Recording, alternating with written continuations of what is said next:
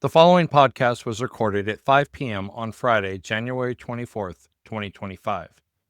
All information presented was true and valid up to the time of recording. Let's get started.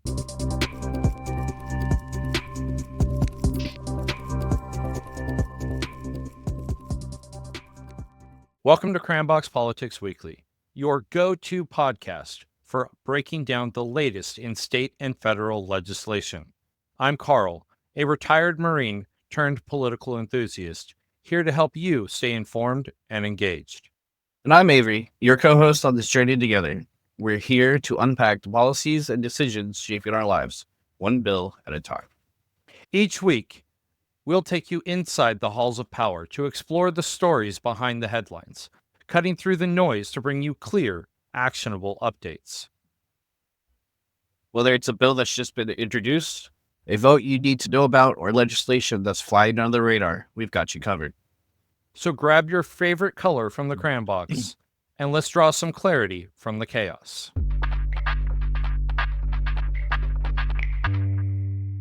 Starting with the House, it has been a busy week, a little bit of a chaotic week, given the fact that Monday was Martin Luther King Day and the presidential inauguration.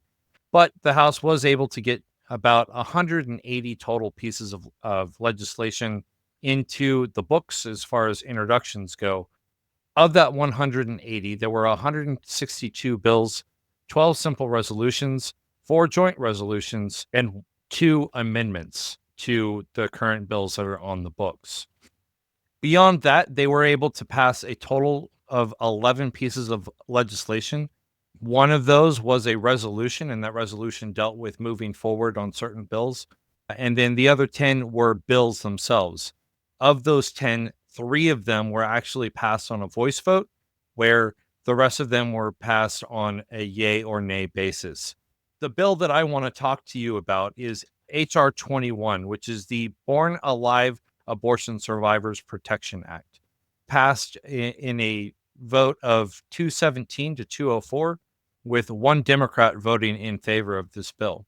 Now, the important thing to note about this bill is that it was designed to provide for the legal protections of an infant that is born as a result of a failed abortion. So essentially, either a partial birth or full birth where an abortion was conducted but failed to go through. Currently, the doctors are not required to provide life-saving care to that individual. What H.R. 21 does is it establishes that an individual or a baby that is born as a result or as an impact of a failed abortion is required to receive life-saving care from the doctors who deliver the child. Not necessarily a huge one, but it is important because it does go into the issue of countering the false notion that partial birth abortions and live birth abortions occur all the time. In reality, that's just not the case. Partial birth abortions are only conducted when the life of the mother is at risk. Live birth or full-term abortions are only conducted never in the United States. It's completely illegal. So the reality of this is that this bill is just another piece of legislation, another law to be put on top of other laws that affect the access to care coming from doctors providing care to women who are pregnant. It's just another layer that doctors need to think about when they are providing reproductive care to pregnant women in the hospital. So it's going to slow the process down. It's going to cause delays. It's going to cause hesitations, and it's going to severely impact and negatively impact the rights of pregnant women. It's also going to negatively impact their care and could potentially see a rise from the already high mortality rates that we have here in the United States. Beyond that, there were 20 committee hearings. Most of them were organizational meetings like they had last week, just to establish the rules and procedures for the organization, give a little meet and greet, and just have a sit down and establish any type of amendments that need to be made to the rules. The rest of them covered a swath of different things. The House Rules Committee did sit down and discuss H.R. 471, the Fix Our Forest Act, and S5, the Lake and Riley Act, which did pass in the House following passage in the Senate. The reason it had to get brought back down to the House is because of the fact that the Senate added a couple amendments to S5 in order to get it to pass. So it passed the House, and I expect that we will see that piece of legislation get forwarded to the president sometime as early as the end of this week, if not early next week as well. Looking forward and looking ahead, the House will not be in session next week, so there are no bills to be considered on the agenda, and there will be no committee hearings. So it'll be a nice respite for covering the House. Avery, I don't think you're getting the same treatment. I don't foresee a break in a while, if I'm being honest. Yeah, lucky you. That's all I gotta say. It's just lucky you. Well, maybe you'll get a chance to get caught up. By get caught up, I mean the Senate get caught up. Yeah, no, I don't foresee that. I mean, we weren't as fast as you. We only had like 97 pieces of legislation introduced. 87 of those were bills. We had 6 simple resolutions and 4 joint resolutions. So that was interesting. As you did mention, S5 did go through with a couple of amendments. That was interesting to see. We tried to bring up S6, which you already talked about. You had it under something else, but it was the Born Alive bill. That got rejected. So we'll see if they bring it back and what they're going to add to it or how they want to go from there. We did, though, confirm Marco Rubio and Mr. Ratcliffe. So there's that. Hegseth and Noam were supposed to be voted on tonight. We'll see how that goes. It's going to be really close for Hegseth. Really, really close. We just pretty much sat around and stared at each other. That's what we did. That's what we continue to do. I foresee that doing that next week too. We just have more confirmation hearings. It's just one after the other, and they're not putting bills through. They're just not. They sit there and they stare at each other. They argue with each other. I can't really say argue, but they trade hits back and forth after staring at each other for hours at a time. And nothing seems to get done. So federally, it was kind of slow for the Senate, but I know that you got some stuff going stateside though that we wanted to talk about.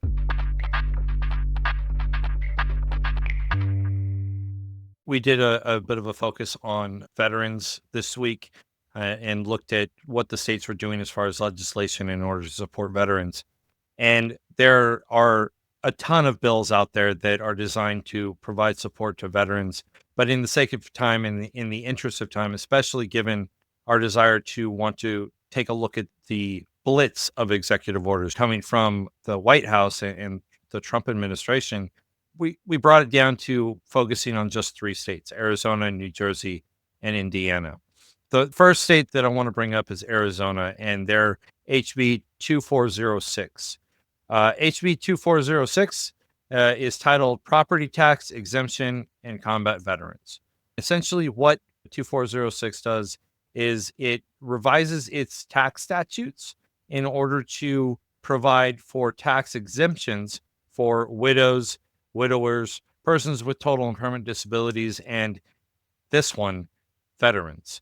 I think this is a huge boon for veterans when it comes to alleviating the tax burden, especially for combat veterans, as this law really specifically pulls out of the sleigh. Especially for combat veterans who are really pulled out in this legislation. Essentially, what it does is it establishes a limit of $4,000 in tax exemptions for veterans and the other categories of individuals that I mentioned earlier when it comes to property taxes. And that property tax is specifically related to owning a home. And what they can do is they can take that and they can use it to take that off of, or that total cost off of the property taxes as it's applied to their home.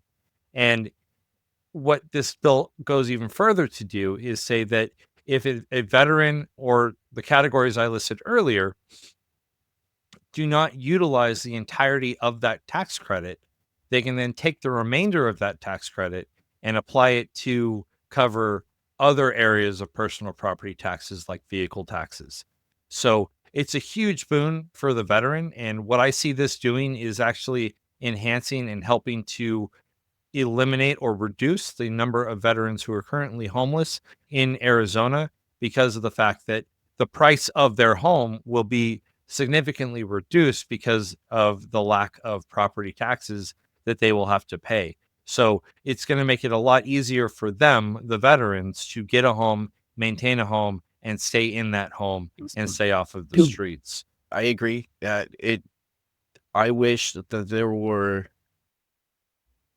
more bills being passed to help veterans with the attacks, and it would be beneficial, like you said. It could help so many people. It could change, people's lives if we spent more time helping our veterans who fought so hard for everybody. Even just a tax break here or there will definitely be a hand up instead of just a handout like everyone always accuses the government of doing. Moving on to New Jersey, and specifically the New Jersey AR-90. AR-90 is a memorial, so to speak. It's a memorandum that's going to be sent to the Department of Defense, asking them to authorize changes on certain military service forms for veterans who are transgender. So this is a transgender-oriented piece of legislation. The reality is that this bill really doesn't have much sway because it's not going to be able to go very far, especially given the status and the nature of the current presidential administration and the incoming Secretary of Defense. But essentially what this bill does is it is asking the Secretary of Defense and the Department of Defense to allow veterans to change their gender identity marker on their exit forms, or DD-214, to match their gender identity as they are when it relates to other forms of identification. And this is intended to, while currently the veterans do have the ability to kind of get those things changed, the idea here is that it's going to eliminate some of those loopholes. So it's a huge benefit if it were to actually go through and be processed by the DoD, which I can assure you that it won't. But it's a good news front. It's a good news story when it comes to transgender veterans. Avery, I know that you're part of that community. So what are your thoughts on that? Well, one, I just want to put out there, it doesn't just do the gender markers, which won't happen anyway, but it also helps with name changes. And that's important because when you try to join certain organizations, let's say the VFW, for example, or even the DAV, the Disabled American Veterans, you typically have to show your DD-214 because that's what everyone wants to see. If if you are a veteran, that is your one piece of paper. That is basically your T-shirt. We're here, we got the T-shirt type thing. And while it sounds great and it would make things so much easier because there are hoops that you have to jump through to do that as it is, because it is happening federally. There are so many things you have to do and present to show that, hey, yes, these things have changed. But what I fear, like we discussed offline, was it's going to just put a target on that process that is being done, especially with Higgseth. If he is confirmed, we already know that in with what Trump wants to do is transgender veterans are going to be kicked out anyway, which is unfortunate. So like I said, I feel like it's just going to be a huge target, and like I said, it's unfortunate. So not to shit on your good news story, because it is great, and I'm really happy, and I was really happy when I saw that. It's going to turn out terrible if it even passes, which I don't foresee it. But even if it doesn't pass, it's still going to be like, hey guys, this is an option. This is what can happen. This is what is happening.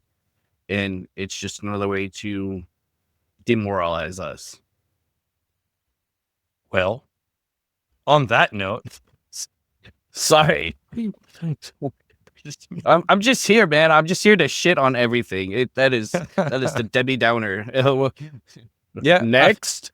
maybe I can bring back with another good news story. And this one isn't directly related to veterans in the sense that it is a veteran oriented bill, but it does include wording that applies to veterans themselves. And this is in Indiana. Now, traditionally in Indiana, we look at Indiana as one of those backward states that is continuously regressive in the way that it passes laws, especially infringing on trans rights, infringing on gay rights, infringing on women's rights. But this bill here is an interesting one because it does come from Indiana, and that is HB 1372. It's titled Prohibited Discriminatory Practices. What really makes this one interesting is the timing by which it came out.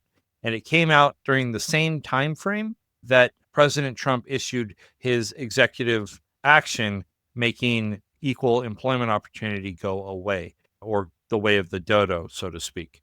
But essentially what HB 1372 does is it establishes prohibited discriminatory practices to include discrimination based off of an individual status as an active member of the armed forces, or their gender identity, or their sexual orientation, and expands non-discriminatory public policies of the state to include sex, gender identity, sexual orientation, and national origin.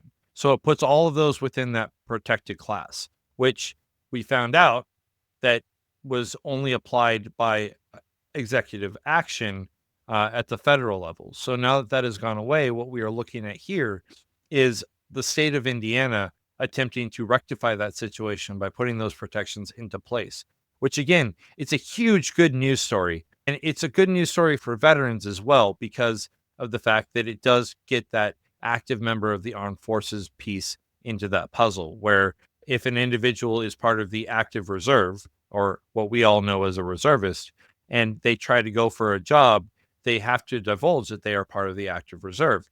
A company, apparently in Indiana, could say, no, we don't want to hire you because we don't want you going away for drill times, and we can't afford to lose you. So we're going to hire someone else who can be here all the time rather than someone we're going to have to make accordances with.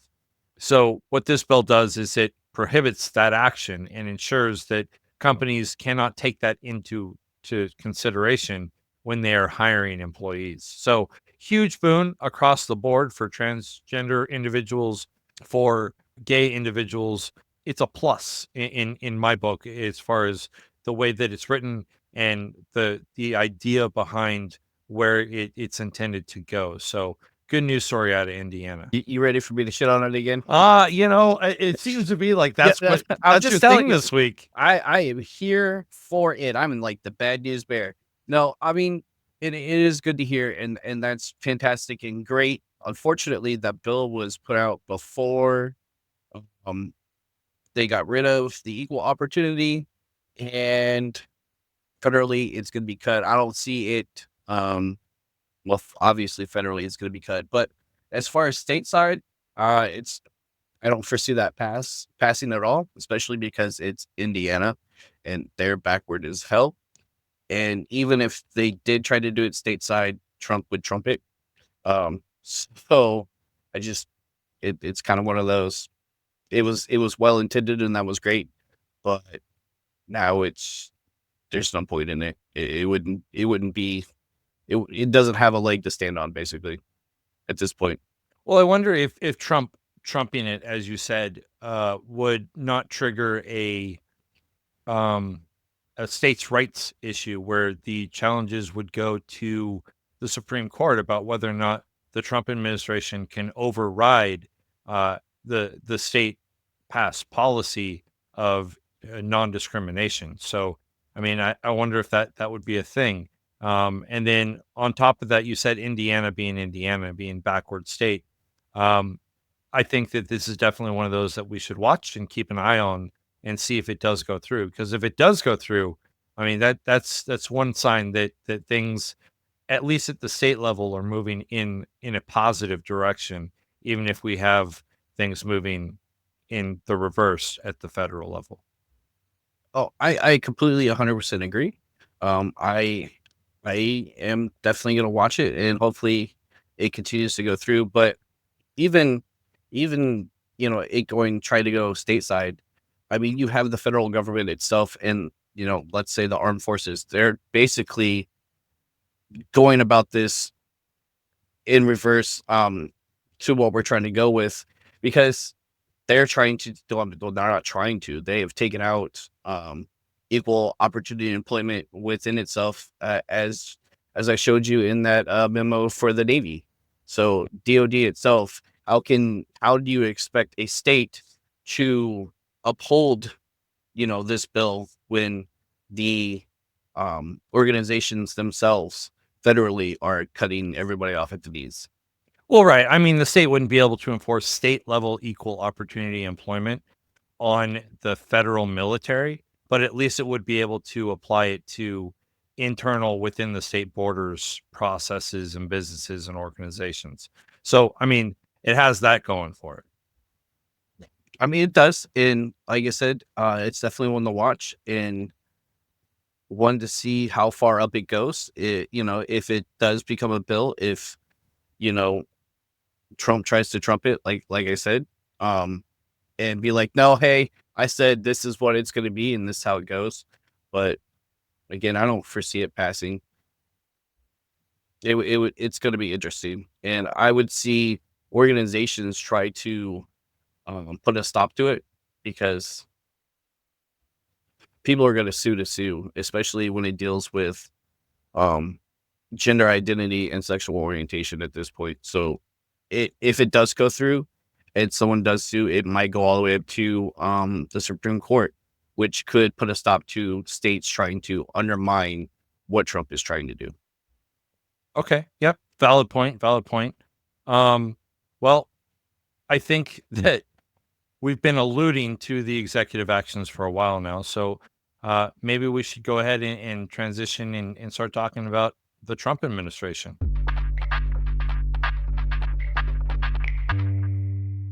So we are only on day 4 of President Trump's second term in office, and he is already outdoing himself. So far, he has signed a total of 59 different executive actions. Of those, 40 were executive orders, 14 were memorandums, and 5 were proclamations. I don't mean to jump in, but what I find is interesting is Trump can't math to save his life, and the math is not mathing, or we're being lied to. Which, I mean, he's saying that he did like 200 of them bitches on Monday, and you're telling me there was only 59. Yeah, I don't know where that number is coming from, because when you actually go to the whitehouse.gov site, all you see are these 59 things, right? So it's interesting and curious to me the way that, the media says, "Oh, he signed these," and then he says, "Oh, I've signed over 200," and you're like, "Nah, bro, you've only signed like 60. Where's the rest?" That's like asking if 6 inches is real inches or male Or inches. guy inches, right? And Yeah, we're gonna yeah. speaking of guys, we'll talk about that in a minute. I want to break some of these executive orders down, and I'm going to break them down by civics, immigration, and then finally the energy sector.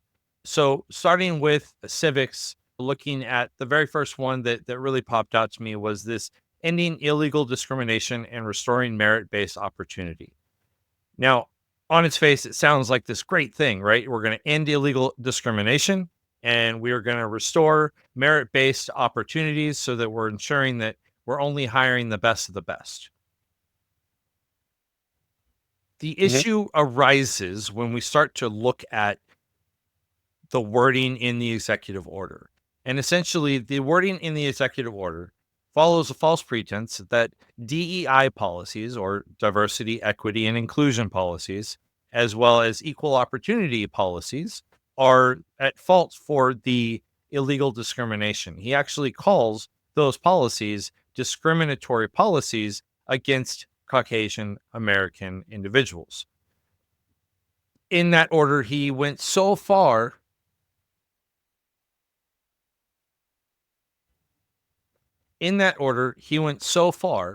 to override an executive order that was signed in 1965 that established equal employment opportunities.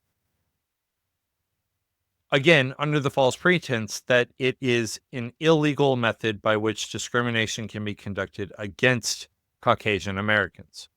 The reality here, folks, is that while the merit-based opportunity part is a great idea, in practice, it's going to result in lopsided hiring that results in more Caucasian Americans being hired, more Caucasian American males getting hired, and a lower percentage of minorities and the more disenfranchised groups of Americans being hired and given the economic opportunities to better themselves. The world that we live in today, which is a direct result of those equal opportunity policies, is going to change drastically.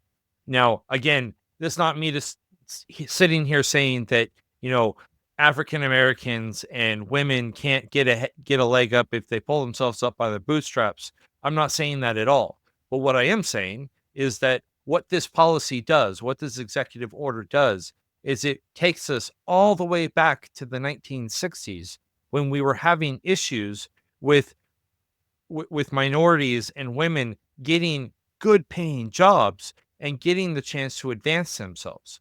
We've now added layer upon layer upon layer of glass ceilings that are going to be established that will prevent the furthering of individuals from being successful economically and in their own lives. I think it's terrible that he even went as far as to sign that EO. I just can't with him. He is sexist, he is racist, he is homophobic, transphobic. He is everything that you would not want in a president, and here we are. And it's like you said, we're turning back time so far back, and every day it just seems like he throws something else out, and we go back further and further. I mean, I will say at least he waited until after Martin Luther King Day to sign this one. So I mean, there's a positive there, right? Speaking of kind of having to deal with since you threw Martin Luther King out, he actually sent out a couple of other memos that he has stopped different civil rights cases going through. So that was also interesting. So he's just going and going and going. Yeah, he seems to have this desire to get rid of all of the progress that we've had in his attempts to make America great again.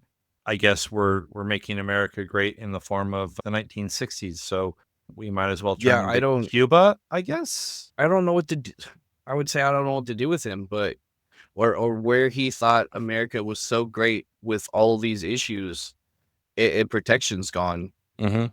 I don't know. Oh, speaking of protections, the next executive, thank you, great segue. President Trump also signed the Restoring Freedom of Speech and Ending Federal Censorship executive order. The title sounds like this great thing, right? In reality, when you break it down, this executive order provides and establishes limitations against the federal government from getting involved in interfering with social media companies and ensuring that social media companies are accurately and properly being aware of false information, false flags, fake news, and helping to identify these things and eliminate them from social media to ensure that the American people get accurate and correct and informative news stories.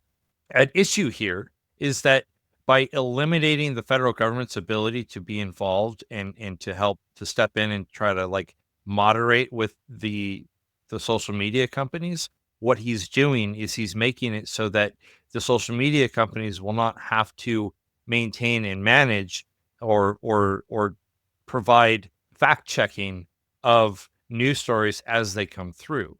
And we've all seen how well that went over with X and the way that fact checking went away. And now X's cesspool of false information, of politically motivated hate speech, you name it, it's all there on that platform. And now every single social media platform is going to be operating in the same manner. It's going to open up the process by which we wind up with Russian trolls, Russian organizations who are actively spreading false information, Russian influence in our election system, Russian influence in how we do business on a day-to-day process, Chinese influence to the same processes. At the end of the day, what it's doing is the intent is to eliminate federal censorship and restore freedom of speech. But in reality, what it's going to do is it's going to create an environment by which Americans are continuously bombarded by fake information. Avery, I know that you shared with me an article, not an article, but an actual bill from Mississippi dealing with the dealing with the fact that they were trying this bill. And folks, just to be clear, like doing our research, It's a real bill. It is one. It's a real bill, but it's a bill that it was introduced in protest. It was introduced by a Democrat in Mississippi, and the Democrat introduced this bill because essentially what he is saying is we're passing all these different laws that affect the ability for women to have full autonomy over their own body. Why don't we pass a bill that restricts autonomy for men, right? Avery, when you sent this to me, I didn't know what to make of it at first, right? Like the first question I asked you was, where the hell did you find this? Because I couldn't believe it. And listen, I like TikTok, and I watch Facebook, and I saw a video about it on TikTok. And usually I have conversations with my wife, and usually it's, hey, is this real? And I'm like, well, I'll either know because we talked about it, or I'll be like, hold on, let me figure this out. Well, I saw this one, and I was like, this shit cannot be real. You've got to be kidding me.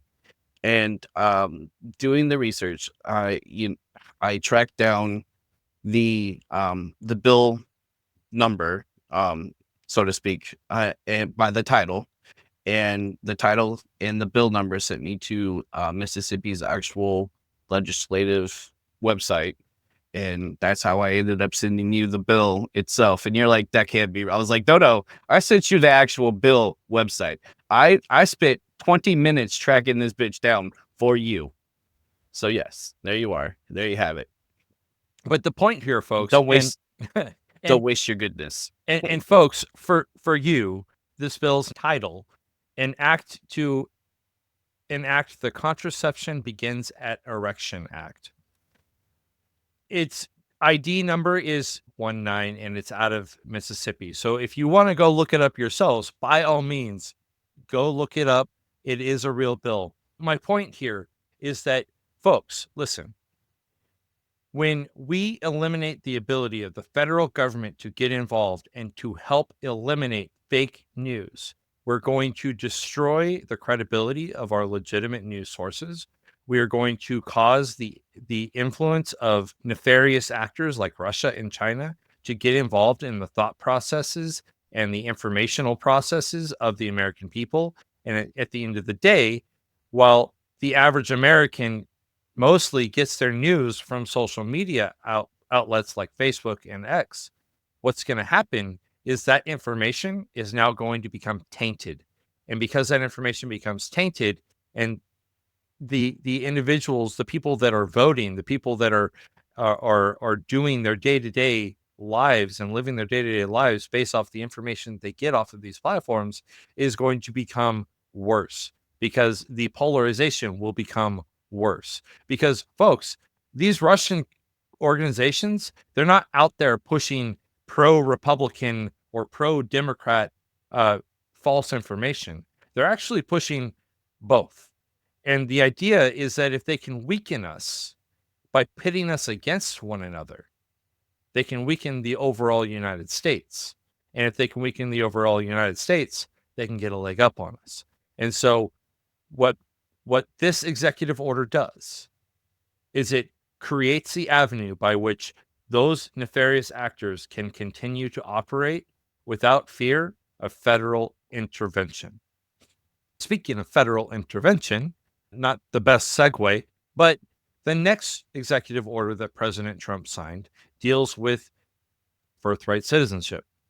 And let me tell you, when it comes to birthright citizenship, I fall along the line of thinking that we should eliminate birthright citizenship here in the United States. And Avery, I know that you disagree with me. That's fine. We both have the ability to agree to disagree on this one. However, the way that Trump is doing it is absolutely the wrong way. First and foremost, it is unconstitutional. It's appalling. Yeah, it's unconstitutional. It violates the 14th Amendment. The president does not have the authority to override the 14th Amendment, despite his arguments to the contrary. Now, he does make some interesting arguments, and in that he is saying that he's not necessarily overriding the 14th Amendment. What he is doing is he is looking at the wording of the 14th Amendment, and that's important because current Supreme Court justices, specifically Neil Gorsuch and Clarence Thomas, are literalists in that they look at the Constitution at the wording that is in the wording, and, or I guess textualist is the correct term. And they base their judgments off of what the wording says. Of course, that only applies to cases where they are actively trying to ensure that they adhere to that policy and that policy works for them to give them the ruling. And when it doesn't, they abandon that policy altogether. But I digress and I come back to it. So at the end of the day, what this does is it establishes an avenue by which blue states can challenge this executive order. The blue states are going to, and they already have. Currently, there are 22 states that are involved in 5 different lawsuits. A judge has issued a temporary blockage for 14 days pending further argumentation, and has even been quoted in saying that this case is a open and closed case on the basis that it is absolutely 100% in contradiction with the Constitution. Here's the rub, folks. As I stated earlier, with Neil Gorsuch and Clarence Thomas being the textualists that they are, what we are going to run into is that when this does finally get to the Supreme Court, it is highly likely that the justices,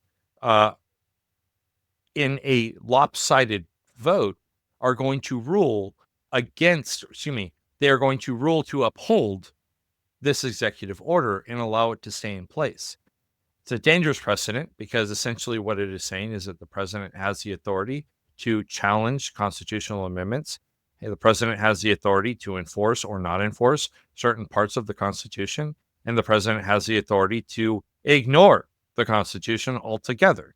So it'll be interesting to see that fight play out, but that's kind of where that is going. The next executive order that I want to cover is the executive order entitled Defending Women from Gender Ideology Extremism and Restoring Biological Truth to the Federal Government.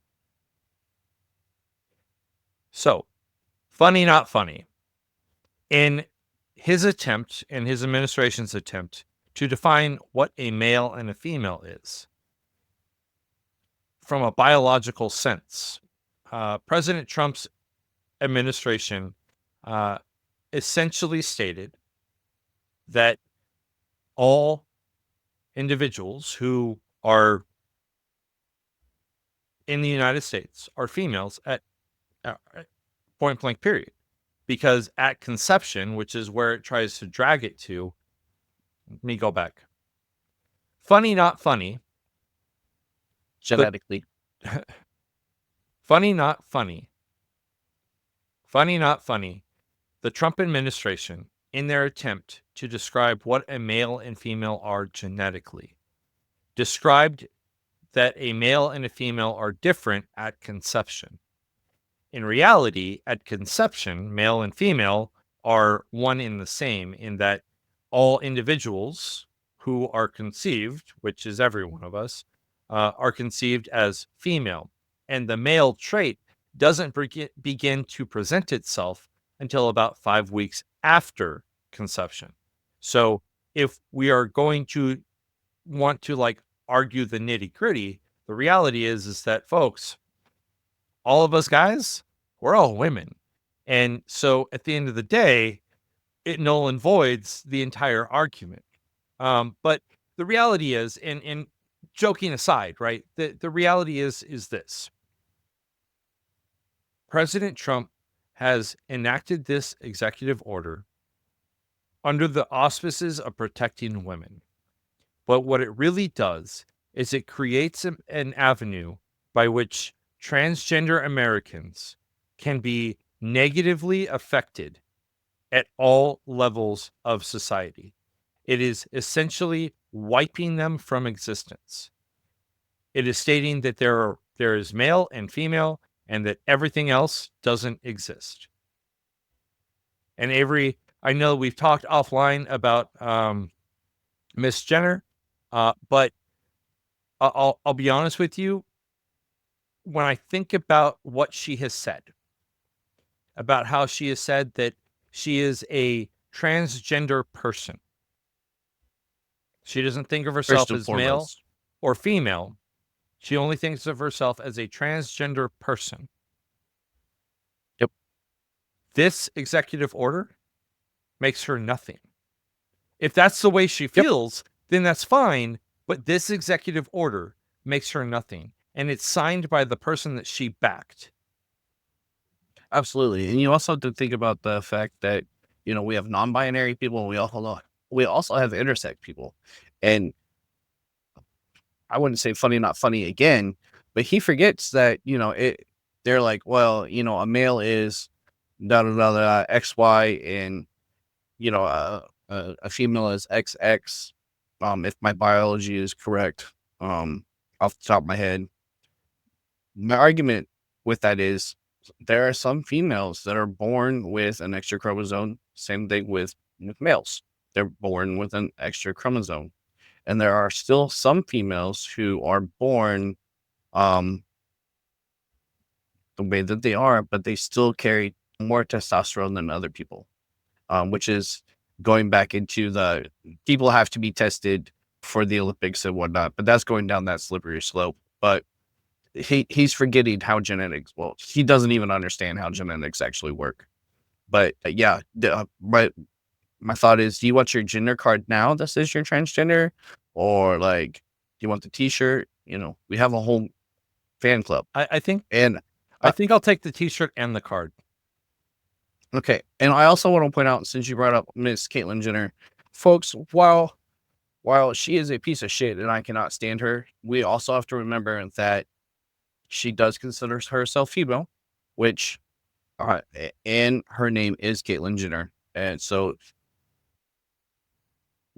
as much as, again, she is a shitty person and shits on her own community, we should not dead name her and we should not use the incorrect pronouns.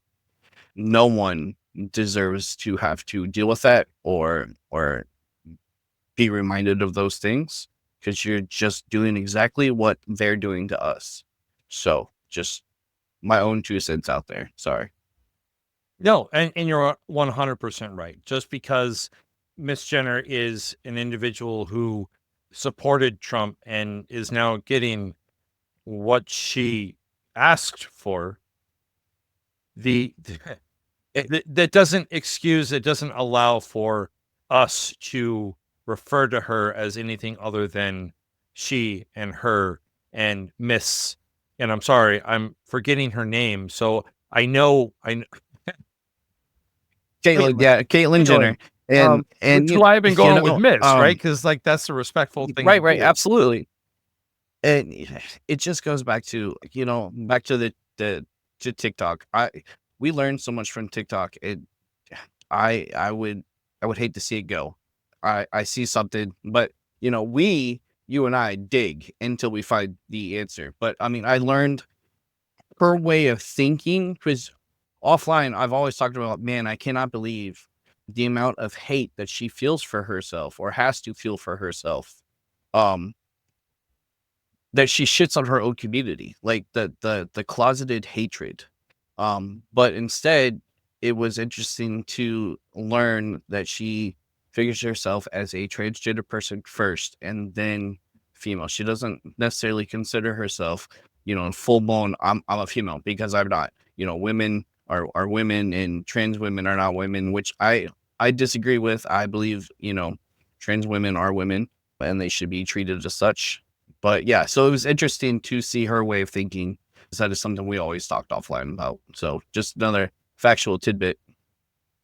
Yeah, it was definitely I'm full of eye them. opening. Also eye opening is that, while he signed this executive order, President Trump had no issue with Miss Jenner using the bathroom of her gender identity in Trump Tower or Mar-a-Lago. So Absolutely. maybe a little bit of hypocrisy there. Yeah. Absolutely. I mean, it shows again, as long as you support him and you are full of money, you could make a Nazi salute or, piss where you would like to and it Mhm. not matter. But, For anything else, it's kind of like, for the rest of us, right? Moving into the realm of immigration, we kind of we hit on it a little bit with birthright citizenship, but I don't want to hit every single immigration executive order that President Trump has signed this week because there's a lot of them. But what I do want to do is say that President Trump declared a national emergency on the border with Mexico.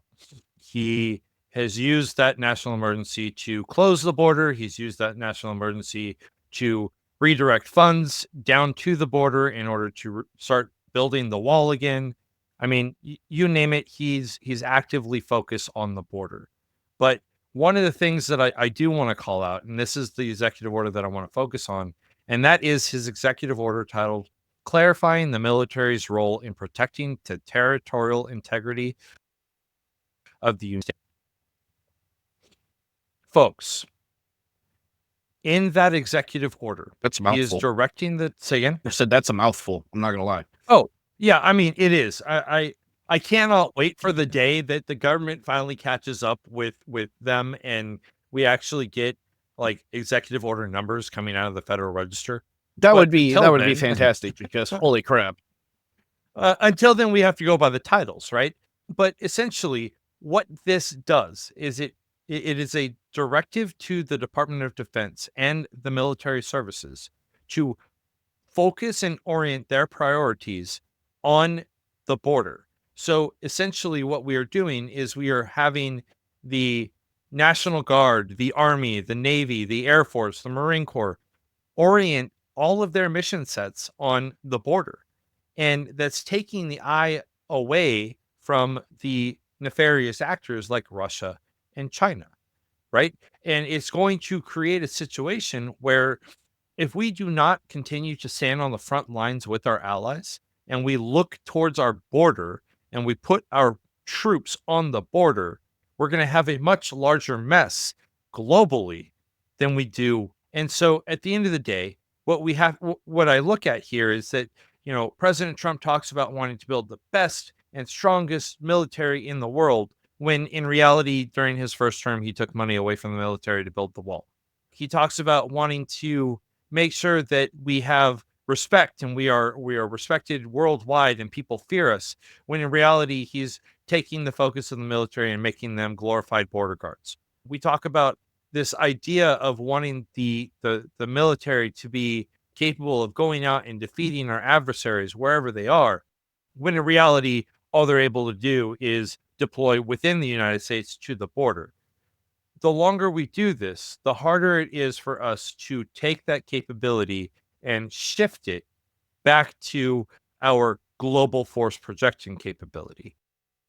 One of the things that sets us apart from China and Russia is that our military is global. It sets us apart because our military has the capacity to extend and expand our forces in a projection manner. So we have the ability to push forces forward and flood the supplies behind them. If we take that capability away, if we prioritize the border, we're going to lose that skill, and it's a precious skill. It's finite.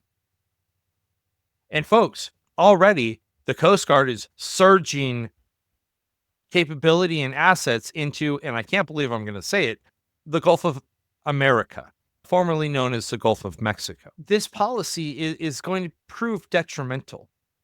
And for those of you out there saying, but we have to do it because our border is broken, there is a crisis, I agree. There's a crisis. But we also have the Department of Homeland Security. We have the National Guard. We have the CIA, the NSA, the FBI. We have all sorts of law enforcement agencies, not to include or not limited to the Customs and Border Patrol Agency and the Immigration and Customs Enforcement Agency. All of those organizations have the capacity and the capability if they would just get the funding that they needed. And oh, by the way, the funding was being driven their way by a bipartisan border deal that was killed by, Donald fucking Trump before he became president. So all of this is a situation that has been constructed and developed by Donald Trump so that Donald Trump could come in and appear to be the savior that he wants us all to think of him as, based off of his inauguration speech, where God saved him from the bullet so that he could save America. I'll jump in here, and it is going so extreme to the fact that the Pentagon has actually paused, at least for the next 10 days, any and all social media activity with anything other than the border. That's all they want focused on is the border. And I know you and I talked about offline, the slippery slope that we are finding ourselves, and he's walking the gray line, the gray area. And this almost makes it feel like he is deploying, which, I mean, technically he is deploying active duty soldiers into the United States, which he's doing because we're seeing that the 82nd Airborne and the 10th Mountain active duty units are expecting orders to be deployed down there. And they've already, the 82nd was already part of the first 1,500 troops that went down there, but they're expecting more of them to go down there in a second wave, which that, as you know, technically a president is not allowed to do. But again, this is the gray area because of the martial laws that we have, and you know the name of it off the top of your head because I Posse forgotten it. Comitatus Act. Thank you, Gesundheit. And I mean, like, I had to go in my head. I was like, man, that's the slippery slope that we're going to, and he's pushing the limits as far as he can go. And it'll start with the 14th Amendment. And we've talked about offline that there are talks of a bill being brought to the floor by a congressman from Tennessee to challenge the 22nd Amendment. And if they say, yeah, the president can do basically whatever he wants, you see this going towards that, hey, I'm going to go ahead and I want to stay here for another term, or hey, I want to just do away with elections in general. That is the slippery slope we're headed to. We're walking that way. And unfortunately, this is where it starts. And we're looking towards a dictatorship, which, I mean, that's what y'all voted for. That's what y'all wanted. So we're going to FAFO. And here we are, so, but them egg prices, which are not going to get cheaper, by the way. Yeah, absolutely. At the end of the day, what I would say is that he's not necessarily in violation of the Posse Comitatus Act, simply because of the fact quite that they yet. are not right. Not yet. The troops will not be used to detain American citizens. They will not be used to go into the cities. What they're doing is they're getting put on the border to enhance and put manpower on the border so that they can cover essentially the entirety of the land border that we have with Mexico. So I'm towing the sorry. line, but not necessarily crossing the line. I want to jump in real quick that you bring in. They themselves are not rounding up U.S. citizens. However, during one of the raids in New Jersey, I think it was, Yep. there was a U.S. citizen rounded up, and they did not want to listen to him. In fact, they even basically said that his military paperwork was bullshit, and they did not believe him, all because of how he looks, and they were going to deport him with everybody else. So again, this is the shit that we keep warning about, and I cannot stress to everyone listening, or even your friends and your relatives, to pay attention to the things that are happening um locally, federally, stately, because this is the stuff that is going to happen. And I am so sick of saying, hey, we are right. Can you please put me wrong for once? I just want to be wrong, Tired of being right. please.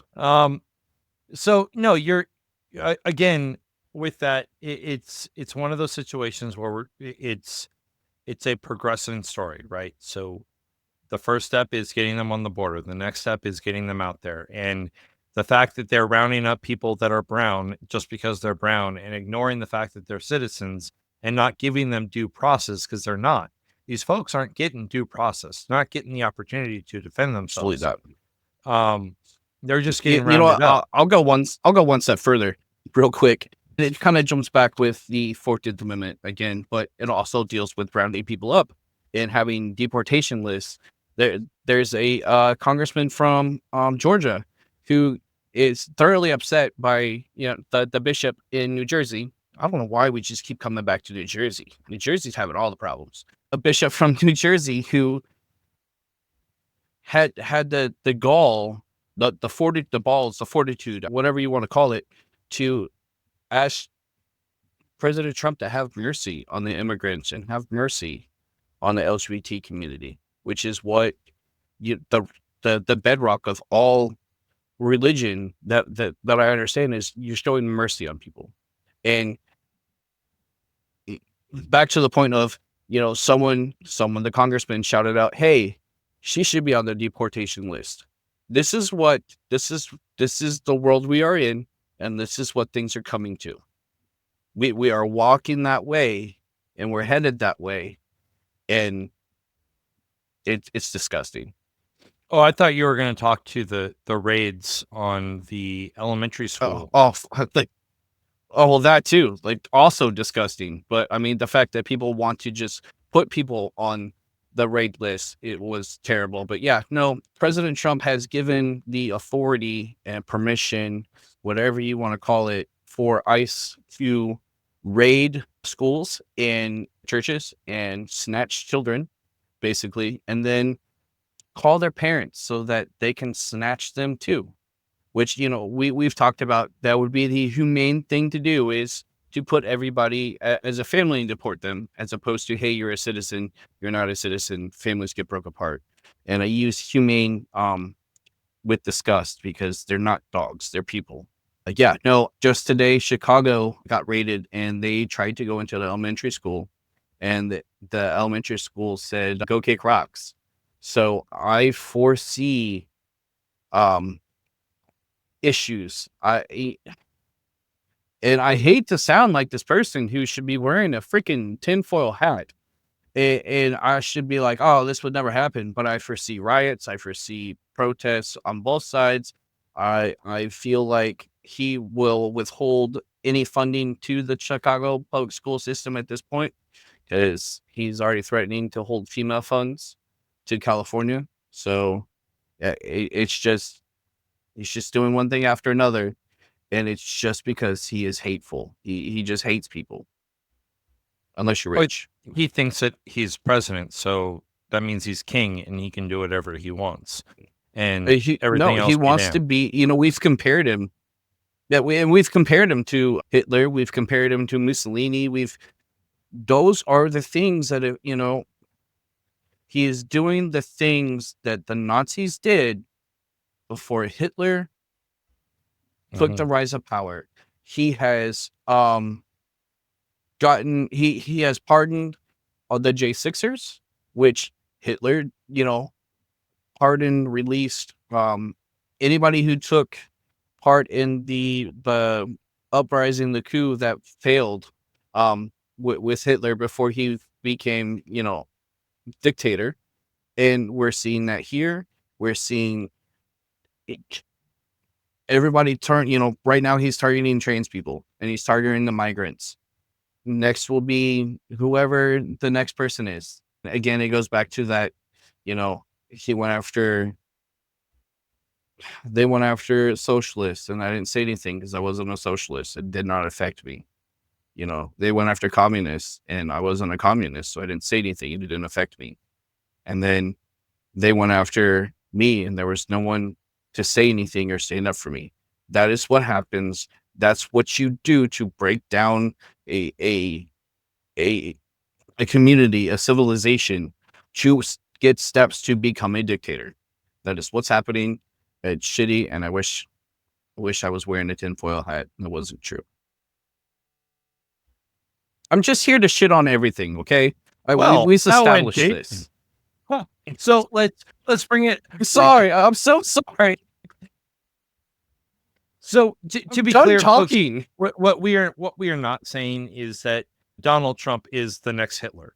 But what we are saying is that, you know, when we understand history and when we understand what has happened in the past, it gives us the ability to see what is going on in the present and catch the warning signs. Unfortunately, we're not catching the warning signs. Um, Oh, we are. we are, but the people of America, the government is not, right? We're allowing these things to continue through, and as the great saying goes, history has a tendency to repeat itself. It may not be Donald J. Trump who repeats it. Um, it might be. Who knows? But at the end of the day, right now, there's really nothing to stop that process from continuing.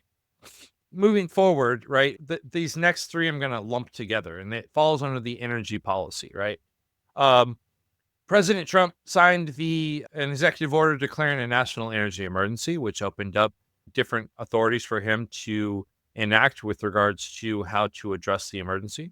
In doing so, he signed the executive order titled Unleashing American Energy, which essentially opened up federal land as well as land in Alaska to oil exploration and oil exploitation, oil drilling, so that they could drill, baby, drill.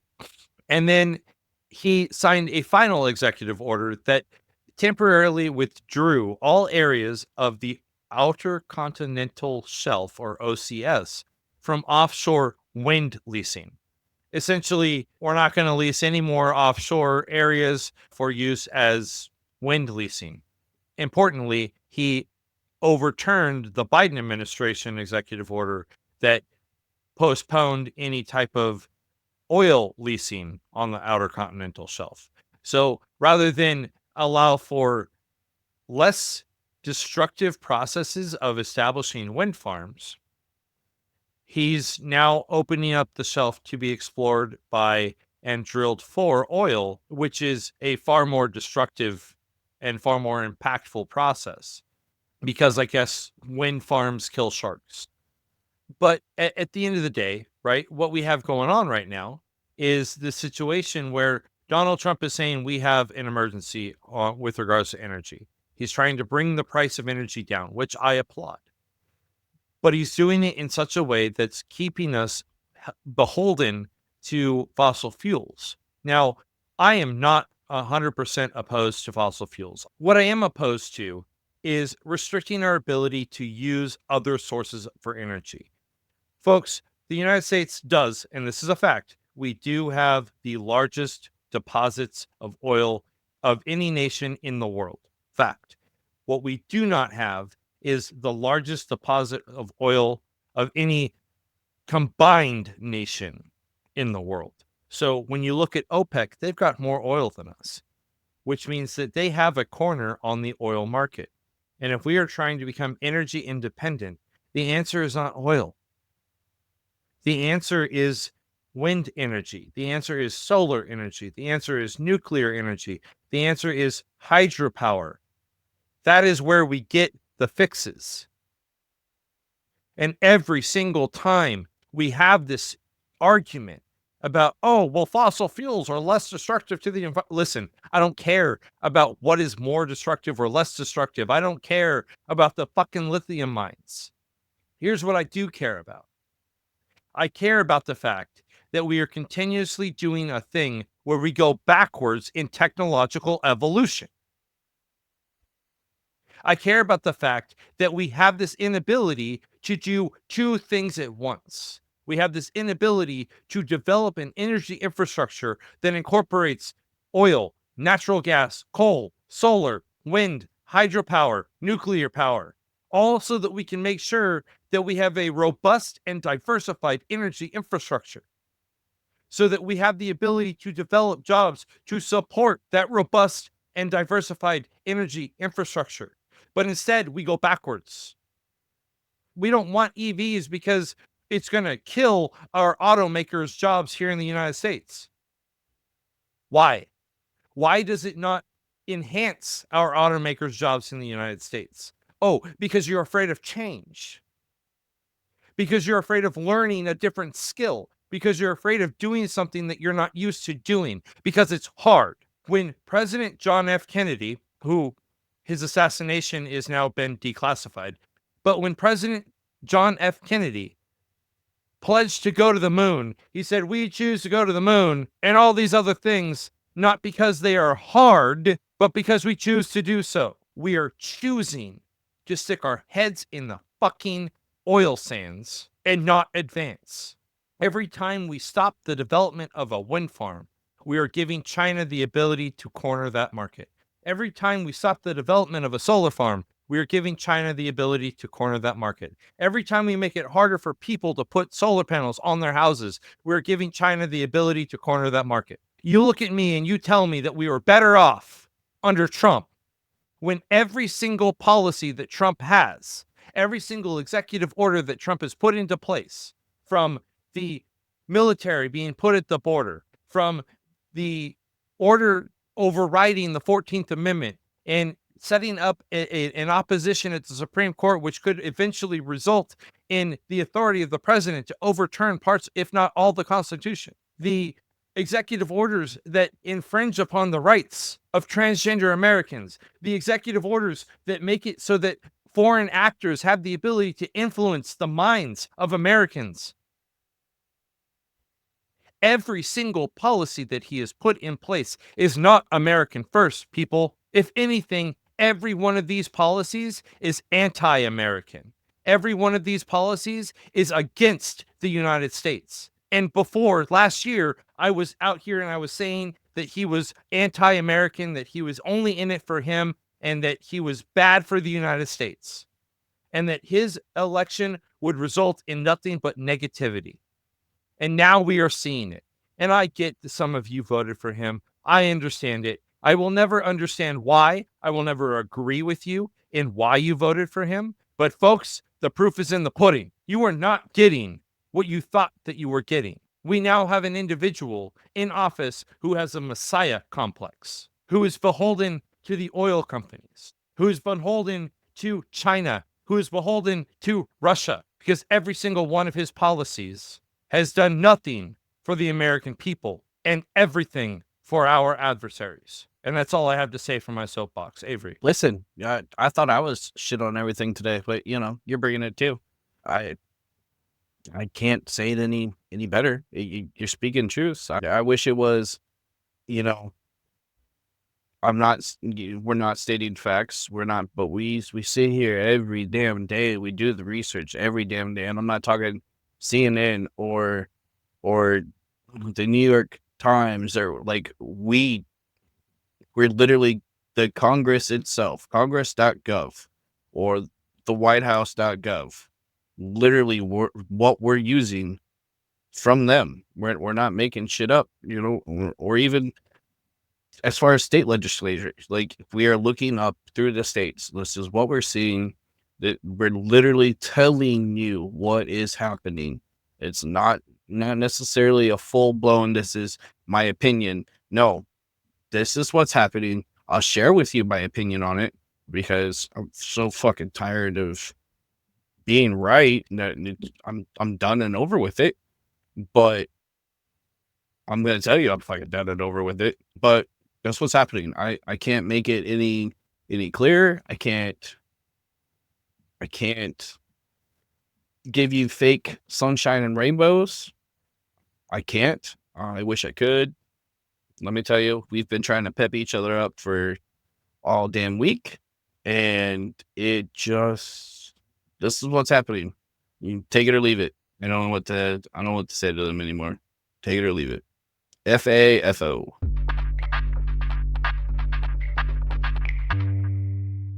Well, that's all we've got for today. We covered a lot of ground, and we hope you picked up some useful information about what's happening in politics right now. I want to put an invite out there for members of our audience, members of 64, to join us in this endeavor. If you want to become a guest on the show, I absolutely encourage you to do so. The link for the guest form is going to be in the show notes, so you'll be able to access that and fill it out, send it to us, and we'll make sure that we get back to you as quickly as we can. Important note, we did try out the paid membership process, but got rid of it largely because of the fact that we aren't certain about how to really grow with paid memberships. And we both, in our research process, have become frustrated at the fact that every time we go to a news site is that the site brings up a join us now and become a member. And it's an absolute turnoff. And we don't want to do that to you, the member or the audience. So while Crayon Box Politics will always be free, we are evaluating other means by which to generate revenue for the organization. Next week, we are going to be talking to education, and we're going to take a look at the education laws as they are being established and passed and introduced around the states. So stay tuned for that. Make sure you listen in. I know that there's a lot of moms and dads out there that are looking to see and evaluate, how the states at the local level are influencing the education process, especially now with the potential for the Department of Education to die a very horrible, painful death. That being said, that's next week. So we hope you tune in then. Thanks so much for hanging out with us today. Politics could be pretty wild sometimes, as we have seen, but we'll be back next week to help make sense of it all. We really appreciate you taking the time out of your day to come listen to us. And we are a small grassroots bootstrapped organization that's actively trying to make a difference. So we do really need your help to keep going. And as I said before, unlike big media companies, we depend entirely upon listeners like you. So if you can spare a few dollars, even if it's $1 or $2 here and there, please visit crayonboxpolitics.com/buy me a crayon. Every one of your donations, no matter how small, helps keep us on the air. If you're enjoying the show, there are a few other ways you can help us out. First, hit that subscribe button. Wherever you get your podcasts, it's totally free. Second, take a minute, leave us a review. Even if it's I hate Carl or I really love Avery, let's keep it up. It really helps other people find our show. Even just telling a friend about us makes a difference. We're building this community one listener at a time, and we couldn't do it without you. That's it for this episode of Crayon Box Politics Weekly. I'm Carl. I'm Avery. And remember, folks, stay informed, Stay engaged, and always color outside the political lines.